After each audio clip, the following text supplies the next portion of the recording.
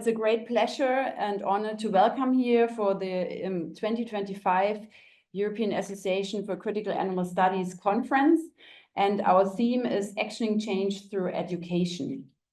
We're delighted to gather here at the House of Democracy and Human Rights in Berlin because it's an inspiring space for gathering that seeks to challenge norms, share knowledge, and envision a more just and compassionate world for all of us, including the non-human animals.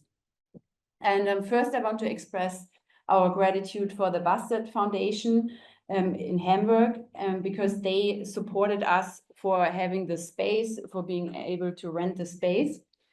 And we are also very grateful for the NGO Mensch-Tier-Bildung, that's human-animal education is the translation, whose commitment to transformative education and social justice has helped shape the spirit of this event.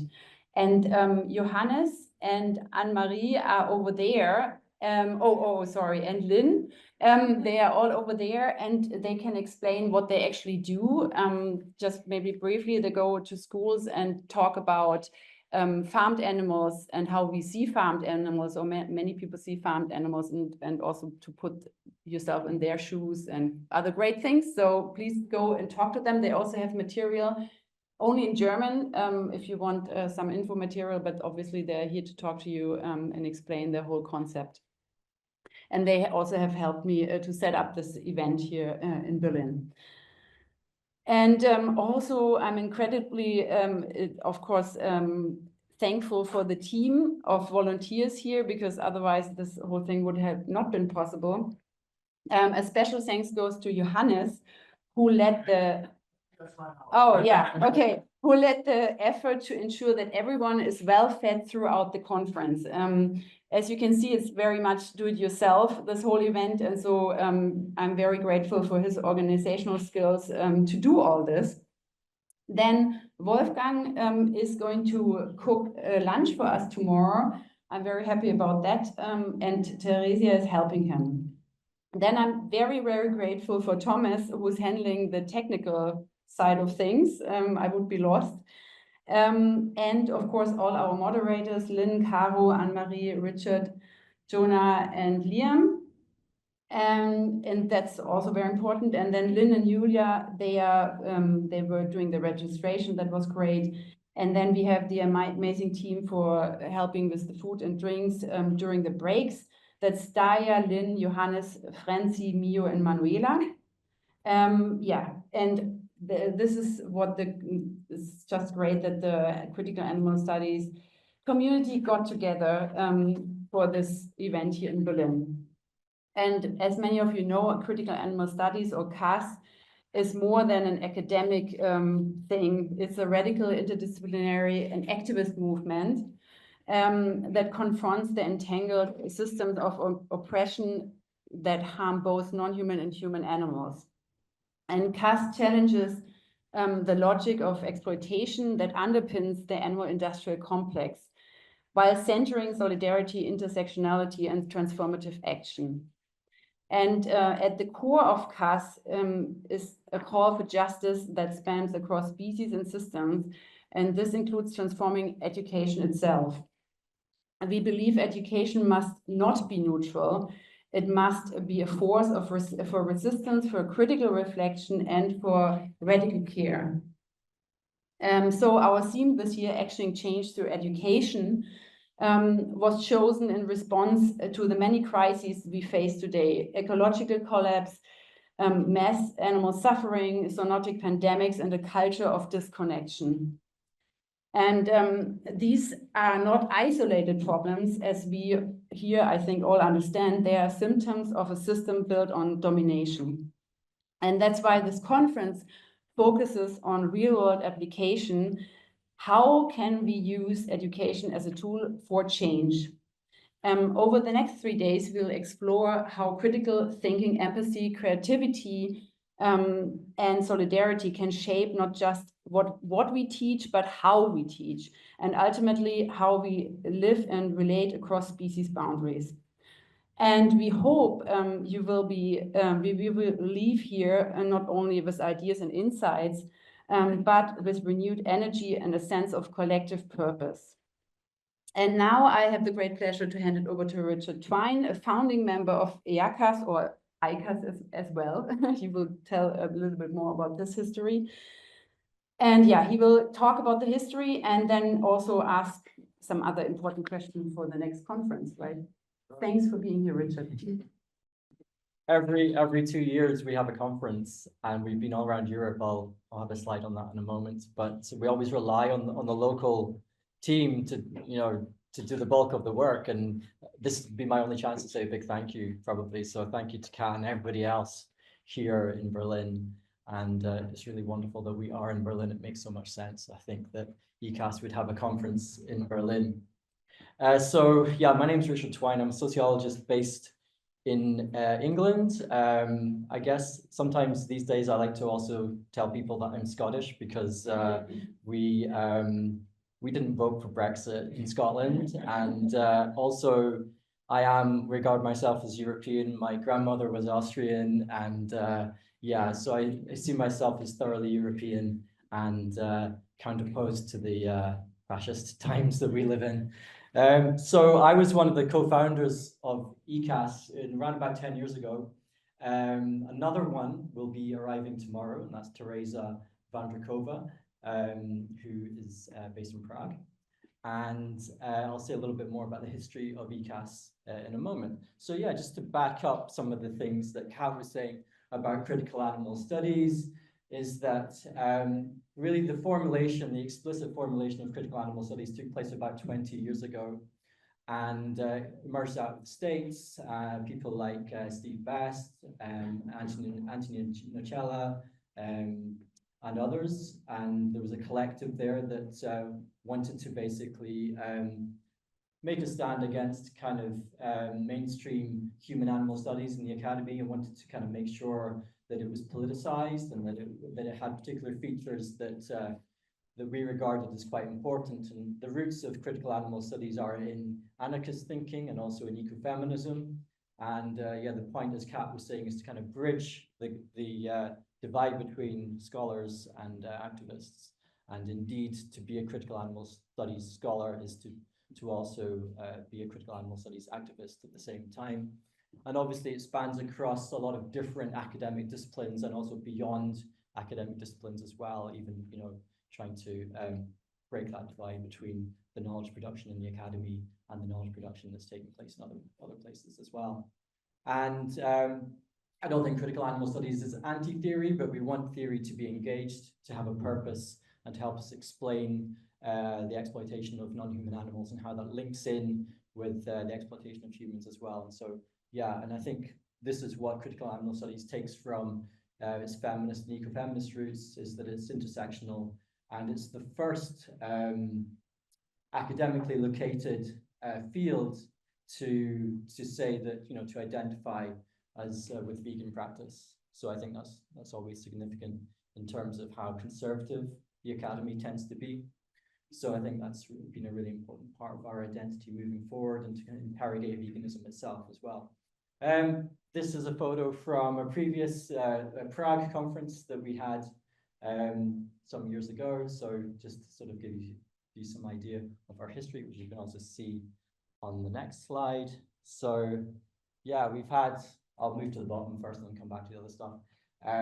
So we had a conference first in Liverpool, 2009, then Prague, 2011, Karlsruhe. This is our second time in Germany, in 2013. And then we went down to Lisbon, 2015, and Lund, Sweden, 2017, Barcelona, 2019. That was, in a way, that was our last sort of embodied face-to-face meeting. Then we had to go online, and then 2 years ago we had a sort of hybrid, partly face-to-face, but also hybrid meeting in Tallinn, in Estonia. And here we are in Germany. And then our 10th biennial conference will take place somewhere else, yet to be decided. So maybe somebody sitting in this room now is thinking, oh, maybe I'd like to host the next conference. And we can have discussions about that in the next few days. Sometimes we move from like north to south of Europe, or east to west. It doesn't matter really. But yeah, if anybody has some interest, it's good to sort of get it settled quite quickly, and then the organizers can have a nice long run into it. Okay, so EACAS, originally, the people like me who started EACAS were part of EACAS, which is the Institute for Critical Animal Studies, which is based in the US and is still going. But essentially, in around about 2015, we wanted to just focus. We wanted to sort of break away from that and kind of have our European-focused association. We just found that a bit remote, and I think. Yeah, we had slightly different emphases maybe in some of our thinking as well. So we broke off and became the European Association for Critical Animal Studies in just after the Lisbon, round about the Lisbon meeting. And we have our website. So you'll have noticed you've not perhaps been given a printout of the schedule for this conference, but you can just get it by going on eacas.eu. It's on the front page of that website. And we have a mailing list. It's got a few hundred members at the moment. And obviously, we have a social media profile as well. We used to be on X, but no longer. So yeah, we have our networking association. We're a networking association for critical animal studies in Europe. We have our biennial conference. And yeah, and this is another photograph from our Prague conference, where we also had a march and a demonstration in the center of Prague. We had like a kind of coffin to kind of commemorate animals killed at the hands of humans. So really, also there are other things we will be doing in the future, such as seminar series and that kind of thing. And really, it's not supposed to be. It's not a hierarchical organization in any way. It's a collective, and it's free for people to kind of affiliate with. You can have your profile on the website. And you can come forward with ideas to do things, to do different things, and we definitely welcome any ideas that you might have.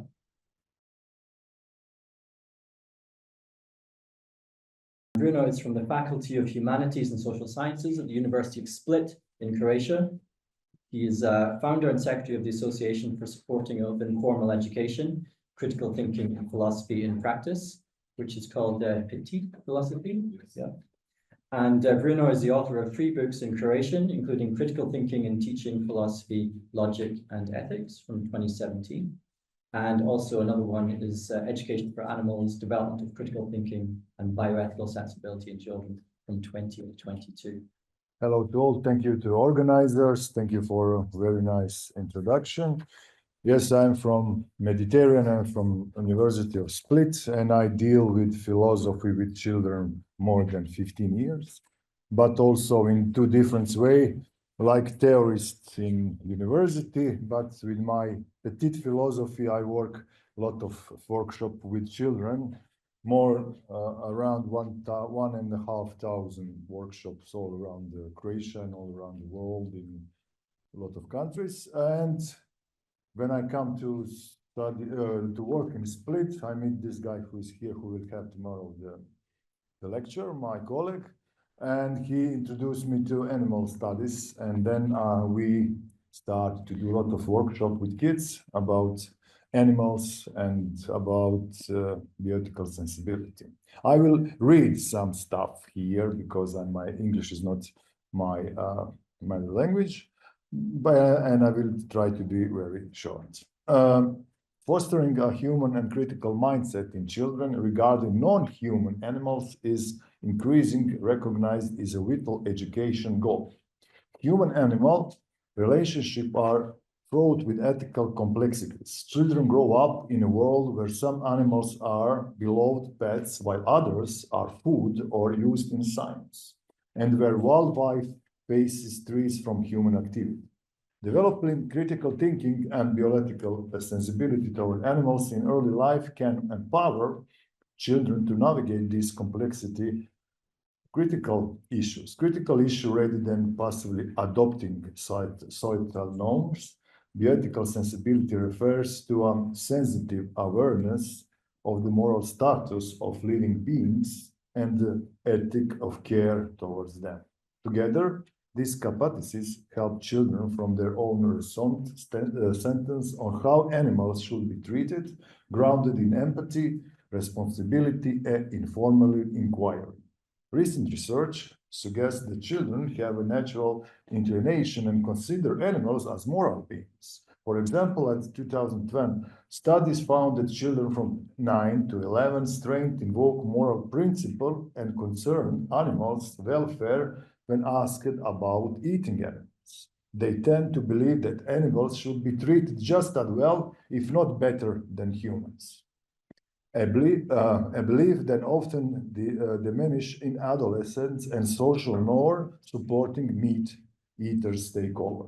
Younger children are less likely than adults to draw a firm line between the moral worth of the humans and animals. In moral dilemmas, children often prioritize animals' needs more than adults do, who have typically been socialized to place human interest first. This findings highlights both the opportunity and urgency for education. If children's early empathy and sense of justice towards animals are nurtured, they may retain and refine these ethical institutions rather than lose them.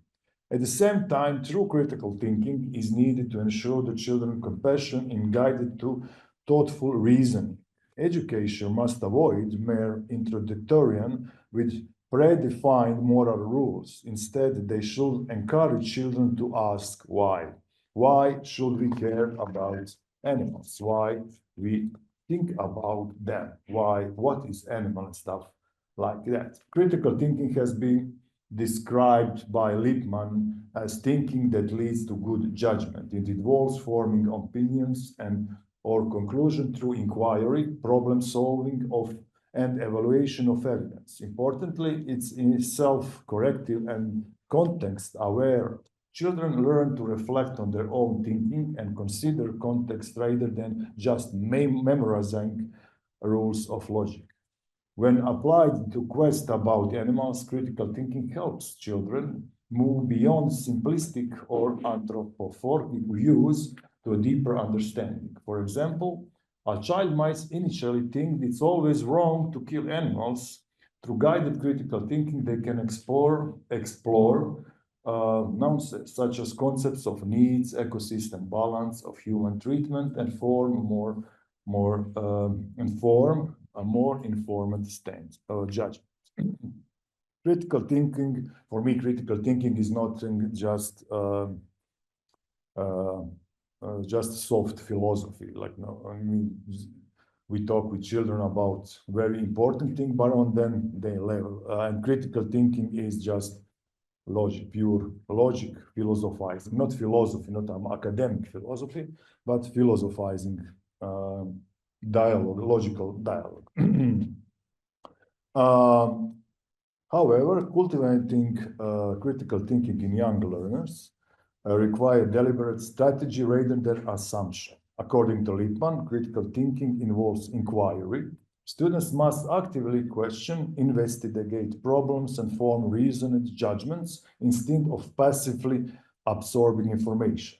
Teaching children to think critical is not about teaching them what to think, but how to think. It's from famous John Dewey quote.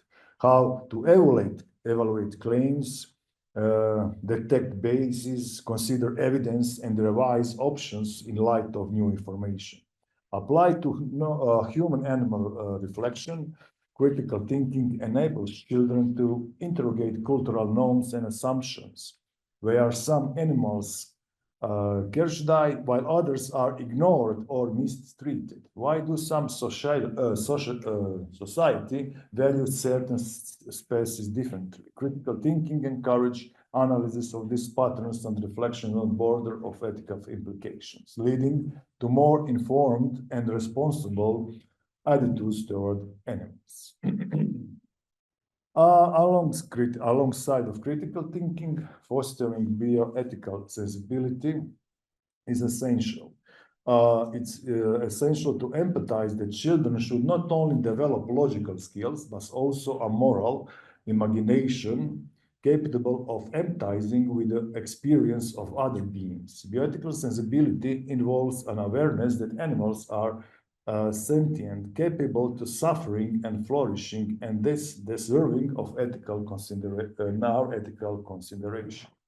Human education, a growing field of especially North America and Europe, seeks to cultivate the sensibility by combining knowledge about animals with values of kindness, respect, and justice. Human education programs often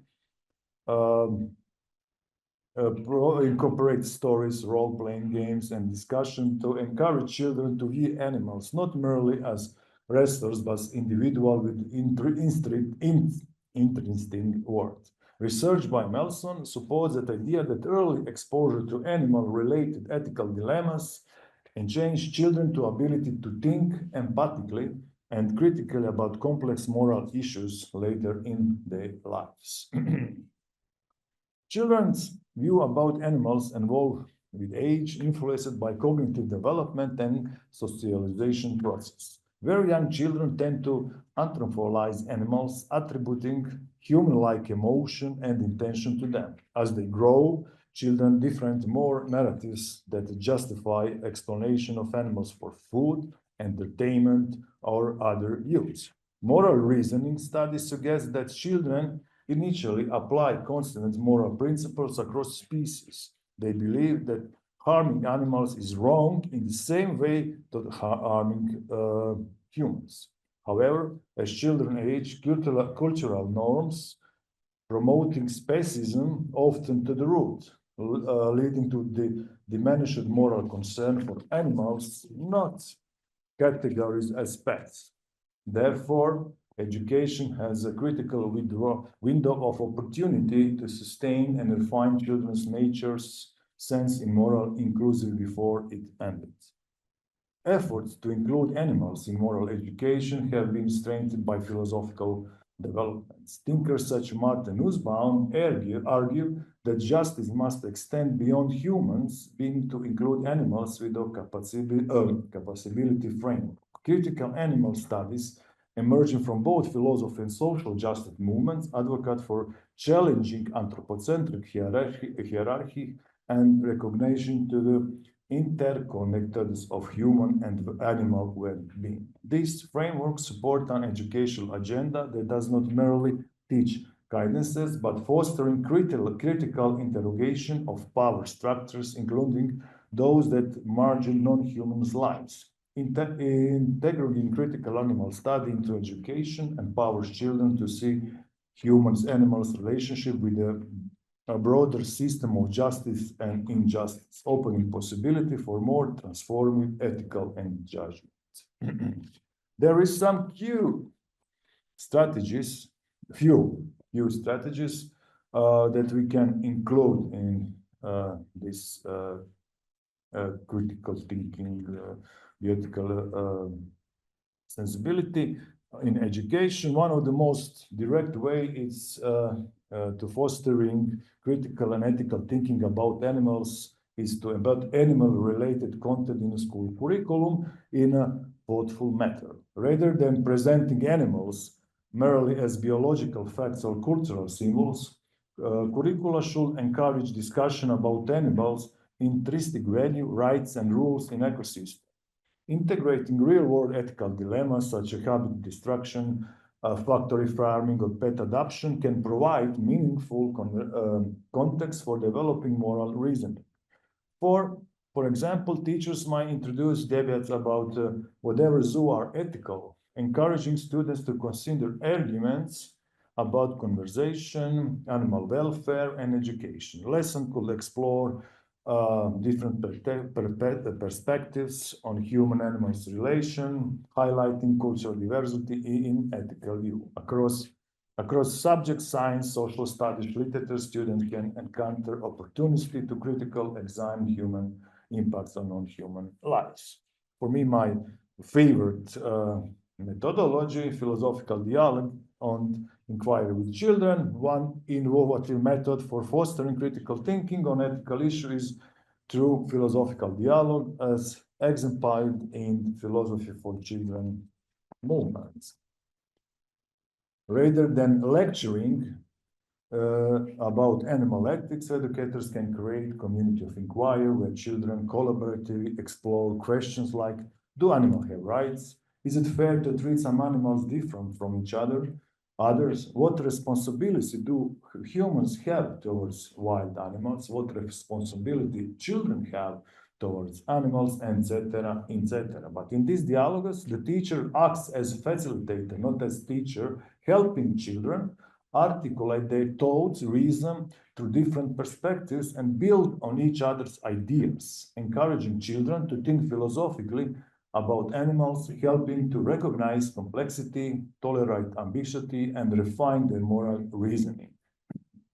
There is very interesting stuff you can do with this methodology with kids. And also, here we have empathy building activity and direct encounters, guiding questions and critical media literacy. It's a practical tool for teachers, is to develop a set of guiding questions that challenge students to think critically about the representing of animals in media and advertising. For example, how animals portrayed in commercial. When I do with small children, always I ask them about wolves, what they think about wolves. In every children's story, in European and Western culture, there is no good wolf. Every wolf is bad wolf.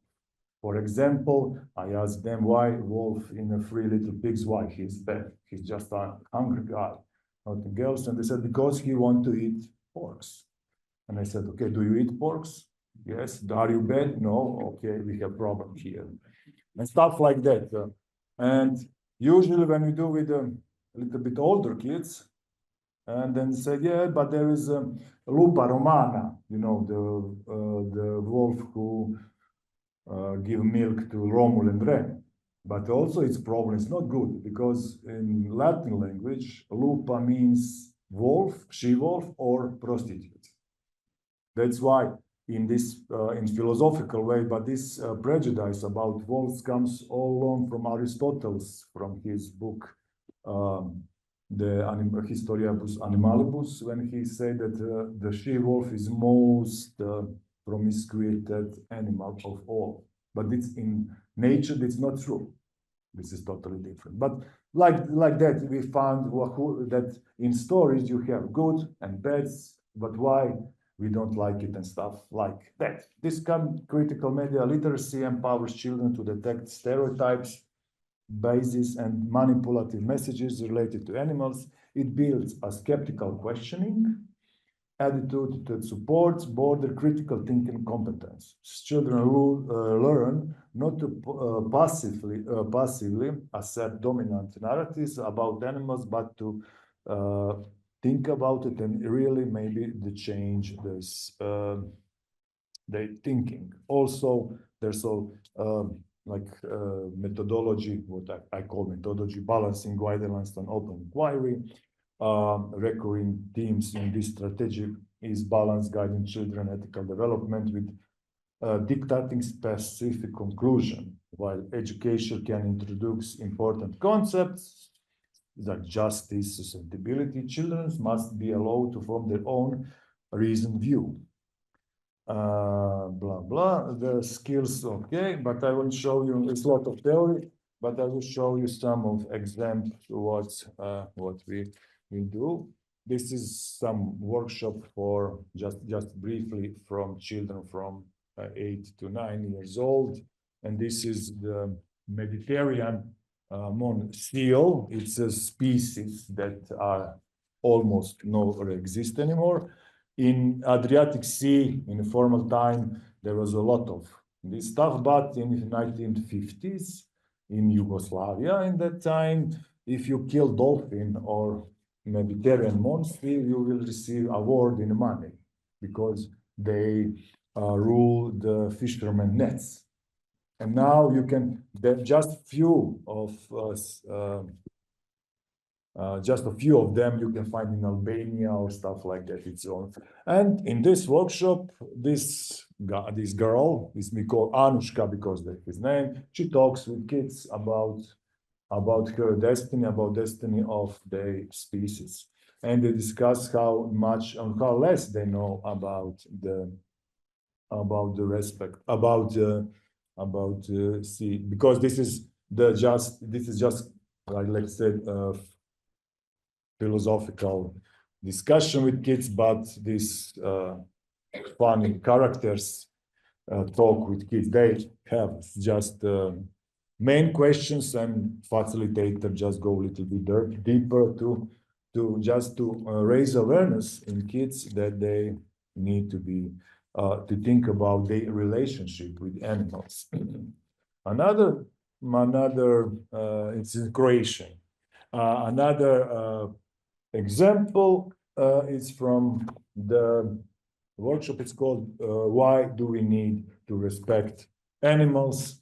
First, this is for 11, from 9 to 11 year. First, we discussed what is respect, and then why we need to respect animals and how is to respect the animals. In a lot of this discussion, when we start to discuss what is respect, they always say that we all respect the person. And then I ask, can somebody who is not human can be a person? And then discuss about this different kind of animals. Is it the same thing to respect this shrimp or the orca or stuff like that? And one more very interesting for me, a very interesting workshop, but this workshop is about 4 months. It's a 4 months duration for 1 hour for day or 2 days. We found some story, and but this is for the children from. We do this book with the children from about 12. 11 years old. Jadran imamo problem, it's mean Jadran, Adriatic Sea, we have problem because there is less and less these big shells. I don't know if it's cow call in English. There is nobody knows. Yes, do you know? No. Big shells. You know, some virus came with the boats, with touristical boats, and all the shells. We have a lot of them now. We have just few of them, and together with kids, we research what's happened. We research the history. Let me say the history of people connection with that shell, and with the connection. You know, we find even that in Greek gods have these shells, and we have very good, let me say, small book about problem in the problem that we have real problem with animals problem in the Adriatic Sea. And just for the conclusion, I might think in my work with kids that we need to give children opportunity that they have judgment. They know how to judge. They know how to critical think. They know how to think, and then they, by their own power of critical thinking, they come to conclusions about their relationship with all animals, different kind of animals, on all different kind of problem. Together with this side, what you said, bioethical sensibility to empower children to reason and care about the animals all around, and prepare them like future citizens for coexistence or something else, unfortunately. But for my experience, the children, small children from 7 to 13, 14 are more, they know more about the nature, and they have better attitude to animals than others, than older people. Even they said to us that we are guilty because of some animals don't exist, because we don't take care of them before. Thank you very much. I'm Anna from the Netherlands, and I was very curious, when you do these workshops, do you do them like as part of the regular curriculum, or do you go to schools, and how open the schools are? If there some schools don't like it, or how that process is? Thank you for the question. Usually, all the kind of stuff we have with some schools, we have agreement to come to school, and in some special ways, in some school we can't come because principals don't like that. Even I work in Antwerpen, I think, with the children about animals one time and stuff like that. But we also have some curricula, some programs, what we do. Even we had some, it's called Beagle, where it was Erasmus Plus project about teaching ethical, blah, blah, bioethical education and stuff like that, in different kinds of stuff. But also we have some problems in, of course, in schools, because, you know, it depends, in Croatia, depends on principles. No, some principles said, oh yeah, philosophy, children, animals, go away. But we have also curricula development for different kind of, for different age in this stuff.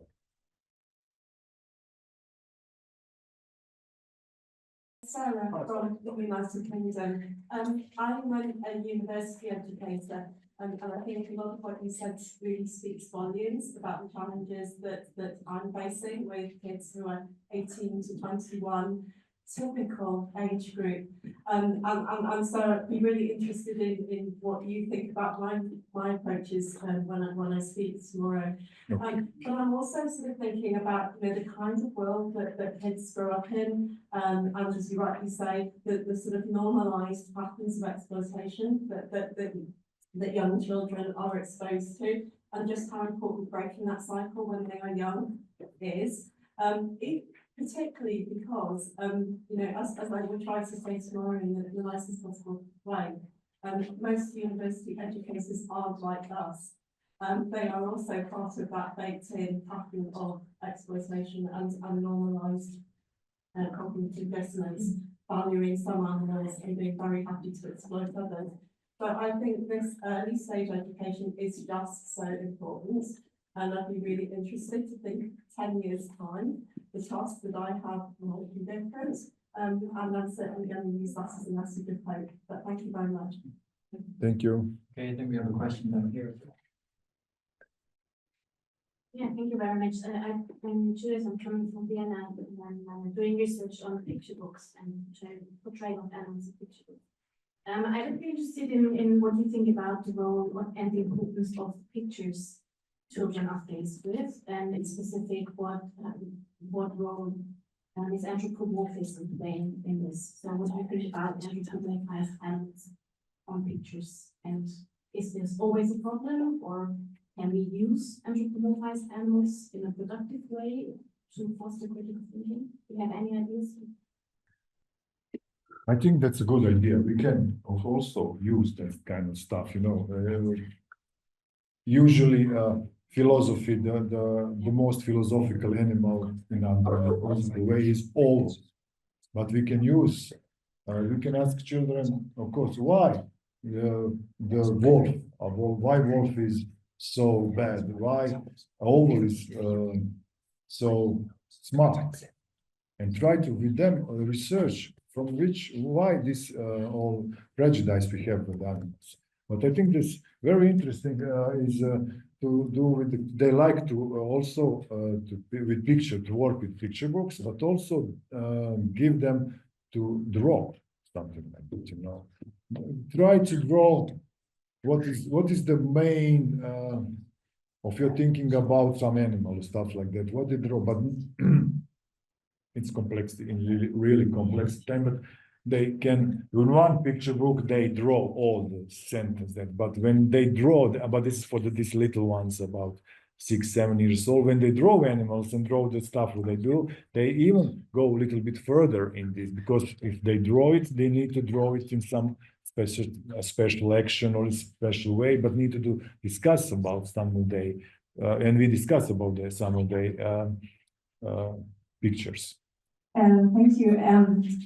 Your examples were all very aquatic, which is probably due to your home country, and this is very often missing in for example, in our country in these topics. Is animal agriculture, so breeded animals, also a topic in your workshops, or only wild? No, of course. This is just for example, cows, donkeys, because the symbol of my part of Dalmatia in Croatia is donkey, stuff like that. Why we have prejudice and stuff like that. This Hi, I'm Arshia Batra. I'm from the United States, and I look at animals in photography. And so I guess the question for me is, what kinds of animals do you see children gravitating towards or having easier time feeling empathy for or thinking about? And how do you move children towards maybe considering animals who are less charismatic or less seen as animals that they would like to think about? Okay, for example, seahorse. Or like even insects or like. Insects, yes, of course, we have this in just book, we have, I don't know, in Croatia, we just do workshop together, my colleague and I, and there was a smelly, how it's called, smelly insect. We have an island smelly insects, and they don't like smelly insects, you know, because they smell and stuff like that. And then we talk about it, because this is an awful name for the insect, smelly insect and stuff. Yes, we do it, but we also do this stuff with the photography, like seahorse, because seahorse, when I was young, long time ago, when I go to swimming, I usually see the seahorse. Now I don't. But you can, but now you can find it only in a market, dry, because they sell it to tourists. That's it. Thank you.